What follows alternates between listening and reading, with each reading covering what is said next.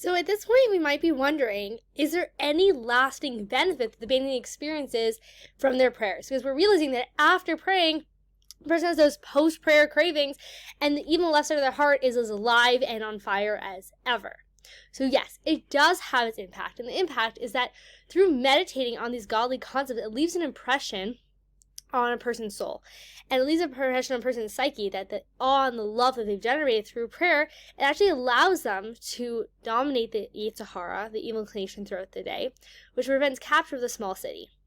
So the way I would like to understand this is something called the reticular activating system. And that basically means that there's so much going on at every single moment, so much stimulus, that if we were to actually take in all the stimulus of any moment, it'd be too much for us to process. And so God in His kindness made it that we don't process everything. We don't take in every last stimulus. So what exactly am I seeing and what am I not? Like which noises am I hearing? Which ones am I not? Like what does my brain choose to pick up on? Like who gets to decide what is being filtered as important and what is being filtered as unimportant? And that is really in our hands. The words in Hebrew, machshava, thought, is the root word is chashuv, what's important. Whatever is important to me, that's what I'm going to consciously notice. So you've probably noticed this with very mundane things. Like all of a sudden you want to buy new shoes and you start seeing everywhere that people have the type of shoes that you're looking for. And so your brain says, oh, those are important, and therefore I'm actually going to bring this to your attention. So during our hour of power of prayer, we are bringing to our systems attention that what's important to me, gratitude, right? The prayer, Hashem gives me the ability to see. So now I'm not just going to be able to see things, I'm going to be like, wow, like thank you Hashem that I can see throughout my day. And everything that we're experiencing throughout our day is through that filter of prayer, of like, wow, I'm so grateful and Hashem's with me and Hashem has my back and I'm not alone. And this is Hashem's world and the entire world is filled with Hashem's possessions. Like all these very positive messages of prayer. And you're sitting in traffic and it's like Hashem Echad, Hashem is everything. And so what's happening is that that's going to leave an impact on our being, and therefore it's going to be a lot easier to be able to conquer the small city and get in touch with that God conscious that we experience during prayer. So yes, we are absolutely setting ourselves up for success throughout the day. I mean, do we feel as on fire, in love with God as we do during prayer? No, because during prayer, we're just all in concentration, and it's also like an Eitz Ratzon, like Hashem gives us that special energy during that time of the holy expanded consciousness of Mochen de Gadlus, of during prayer. It is a special opportunity, but that energy of prayer comes with us throughout the day and allows us to have the upper hand in capturing the small city.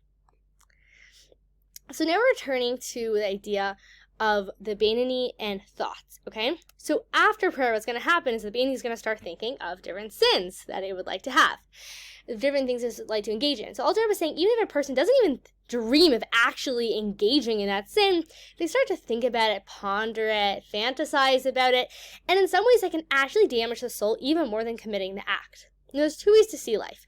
There's Yehuda Ilah and Yehuda Tata. They're seeing the world in a very earthly way, and they're seeing the world through the spiritual dimension. So in the earthly way, if I go and steal someone's $10, definitely the action is worse than, my ponderings and my thoughts of going and stealing the $10. But even in the earthly way, the fact that if I just do it on a whim, versus if it's like premeditated and I plan it out for weeks, there is more of a severe punishment if I go and plan it out, because it means I was really premeditated. I really had full intent of doing that. Okay?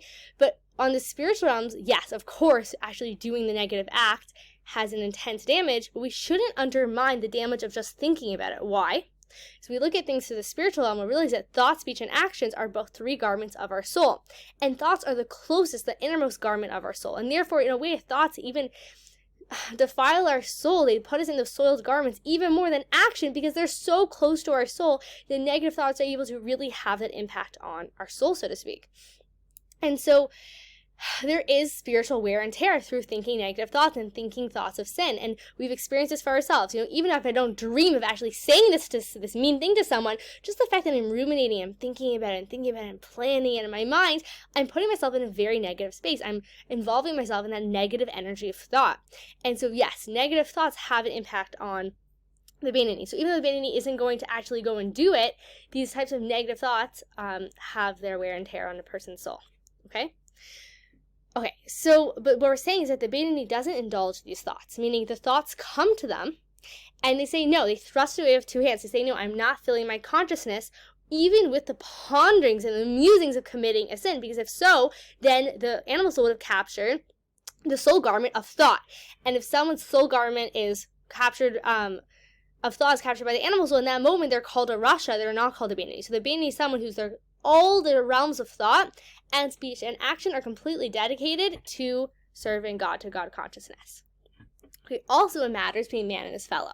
So the Beinoni might have something come up like jealousy or anger or a grudge, but when these musings come up from the heart to the head, and that's exactly how we know they're animal soul, right? If they're coming from the heart and my brain starts rationalizing them, I know what it is. That is the animal soul, right? Because first I feel it, and then I just want to justify how I feel.